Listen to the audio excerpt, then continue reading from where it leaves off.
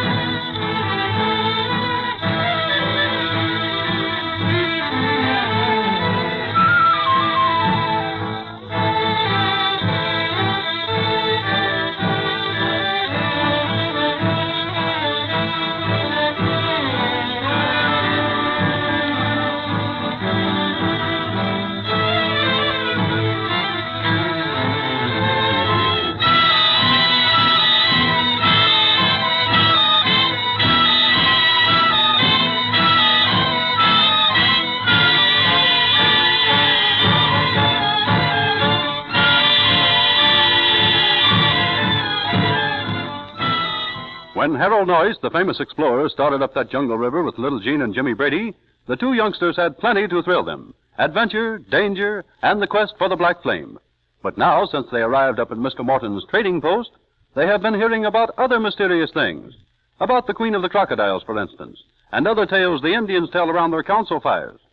But when Mr. Morton told them that the Indians have arrived from time to time from upriver, whispering something about a tribe of headless warriors, that is almost too much. Even though Mr. Morton explains that it's just an Indian tale, well, anyway, Mr. Morton has just left the children and headed for the sheds. Jimmy and Jean are much perplexed. Come on, Jimmy. Let's go find Quito again. Let's find out what he knows about these headless warriors. Oh, but Jean, you and me, we know that's impossible. There just couldn't be human being people without heads. It couldn't be. Oh, that's what I think, too. But gosh, Jimmy, this is the jungle. Believe me, there could be almost anything hidden in this country. Oh, yeah? Well, I'll believe about headless men when I see a flock of them. Yeah, and even though I did see them, maybe I wouldn't even believe it then. Okay, but me, I don't want to even see any of them. Can you imagine it? Headless men. Ooh, it's terrible, Jimmy. Yeah, and they got only one eye, and it's in the middle of their chest. Yeah, and if that isn't something, then you name it. You know, Jean, Mr. Morton just laughs at all the stories, though. He doesn't believe them. Well, neither do I, Jimmy. But then, how come the Indians do? Gosh, the Indians here ought to know best. They live here. Well, sure they do, but look, though. What if there might be a tribe of Indians without heads? Well, but what difference would it make to us whether there were or not? What do you mean, what difference? Well, I mean, we aren't going anywhere near where they might be, even if there were such a thing. You know, Jean, if there were such a thing as headless men, you know something? We could make a pile of money. But we're going to make a pile of money with the animals we capture. Yeah, but how about if we could capture about a dozen headless men? Well, gee whiz, anybody could see monkeys at any time. Every zoo and circus has monkeys.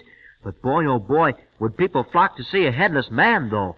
And you mean we should maybe quit the animal business and go after headless men? Well, it's an idea, isn't it? It sure is.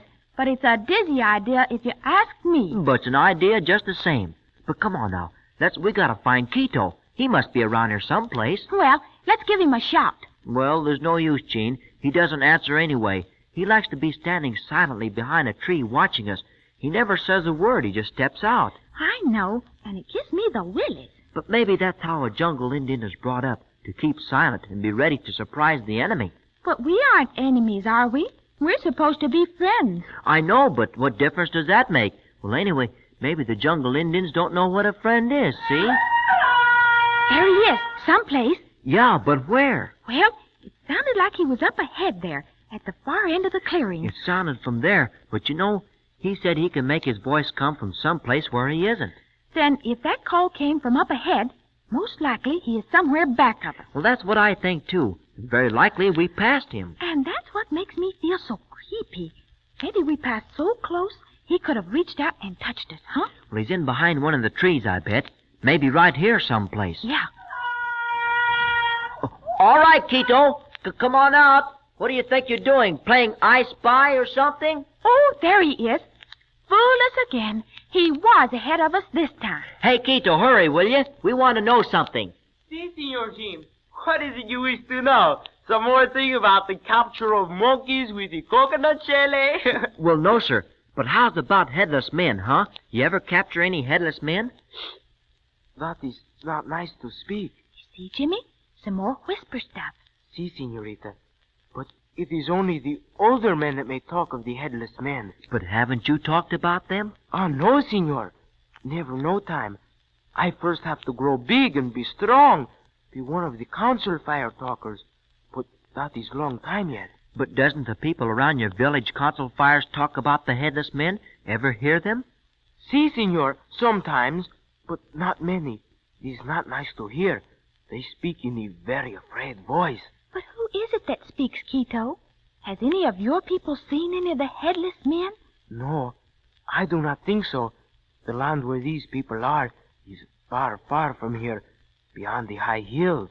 But how do you know? I mean, if none of your people have ever seen a headless man, how do you know where they live? We have heard strange things. One time, 3 Indians, 3 men, they stopped my village. They very tired, come too far. They talk around fire. One time I hear 'em. And they saw those headless men? One man, a very old warrior, father of stranger who come my village, he see those headless men. But what did they look like, Quito? Did the visitor say? Si, Senor. These visitor, he say those people, they are big ones. They have much feather. They have blowgun and bow and arrow. Much big than the warriors in my village. They very big. Well, you mean they're kind of like giants, stronger than ordinary men? Si, Senorita. No one can go where they live. No one ever get into valley of the mountains where that people live. But don't these men ever come out? I mean, do they live in their own valley and never leave it? Si, Senor. It is taboo for anyone to leave that valley, and taboo for anyone to go there. That is why no one know much about that people. You see, Jimmy? Right back where we started, just as Mr. Martin says. Stories, just stories. Quito, you don't believe it, do you? Si, Senorita. Quito, he believed that the elders of the village, they say, the elders, they speak words of truth. But don't you think it's a lot of hooey, Quito? Hooey? Hooey? What is it, hooey? I not know that word. Well, Jimmy means, he means it's like a fairy story, see? Just a story. Some Indian invented it long ago, maybe, and it keeps being told over and over again. But it is not only the Indian that tells that story. The very great white man, he has tell that story one time. Maybe he tell that story before the Indian tell it. What very great white man? You mean a fairy storybook writer? Yeah, that could be. You see, Jimmy, that's it, I bet. A storybook writer made it up. Yeah, I get it. But this great white senor, he's not the storyteller. No, he is the very great one. The friend of the great white queen who rules the great white ray beyond the big waters. Friend of a queen? Across the sea? Si, Senorita. He is the great one who would not let the white queen step on the wet ground. Wouldn't let the queen step on the wet ground? What does he mean, Jeannie? You got me there. Step on the wet ground? Say, wait. Maybe he means about the time... Yeah, the man took off his coat and laid it down so the queen could step on it. You mean Sir Walter Raleigh? Yeah. That is the name, si, Senor Jim. The great white one who is called Sir Walter Raleigh. He is the great white senor who tell one time, long, long ago, that in the jungle here is the people with no heads. Oh, no, Quito. Sir Walter Raleigh wasn't a fairy storybook writer. Well, no, sir, he wasn't. Say, Walter Raleigh was an explorer, Jean. You can't prove it by me, but say, he must have been if he was over here in this country. But he tell of things in this country. He come here long, long ago. The Senior Morton at post, He was a very good book. It say those things. Well, for Pete's sake. Sir Walter Raleigh says so, huh? Well, gosh, that makes it different, Gene. Are you sure, Quito? Sure that Mr. Morton has a book telling about that? See, Senorita, he read it to me one time. He say it is not so, but my people, they know about the people of No Head. Long, long before the Senor Morton, he ever come up river here. You know something, Jimmy? It might be at that, huh? Yeah, gosh, if a headless man popped right out behind that tree there behind you. Which tree? Hey, Jimmy, will you lay off, please? But I was just saying I wouldn't be surprised you if... wouldn't, huh? Well, I would. If anything like that popped out behind me, well, it just wouldn't, that's all. What do you mean it just wouldn't? Well, I mean, if it popped out from behind a tree, I wouldn't be here. I'd be a mile away before it ever popped. Anyway, I'd move so fast, it'd look like I never had been there. Yeah, you and me both. Boy, when you did get there where you were going, you'd get another surprise. You sure would. What surprise? You'd find me there. I'd be there before you. Guys, ooh, I can't imagine anything worse than running into a headless man on a dark night. Well, I can. A whole lot worse. Said you. What, for instance? A headless man without a body. Oh, but that couldn't be. Well, why couldn't it? Just as possible to have a headless man without a body as to have a headless man with a body. But if there was no head and no body, it'd be a ghost. Well, sure it would be a ghost. Yeah, but anyway, I'd rather spend my vacation in an old haunted house than I would in these jungles. Okay, but wait. Before we go back to the trading post, let's see what Quito thinks about it, huh? About ghosts, Senor Jim? Oh, I believe that too much also, all right. Well, no, not about ghosts. I mean, well, look now. Gene and me, we're going away upriver, see? We're going to the land that burns forever. You know what I mean? Ah, see. A most very bad place, Senor. Well, bad or not bad. Well, Gene and me, we gotta get there. How's about you? Would you come with us, Quito? Quito go with you? To the land that burns? Yes, Quito. Jimmy and me, we gotta shove off tomorrow. Please go with us. We need you so badly, Quito. Si, Senorita. Maybe I come. But wait. I will be back soon.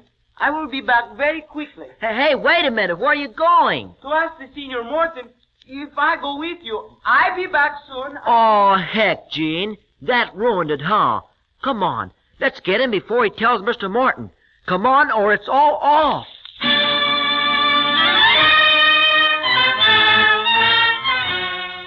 Well, what happens to this trip to the Black Flame now? Does Quito tell Mr. Morton? What does the white trader say to that? Or does Gene and Jimmy make a new plan to tag along on the trail of Mr. Noyes and Pedro when they push off upriver in the morning? The next time you tune in, you'll see just what did happen.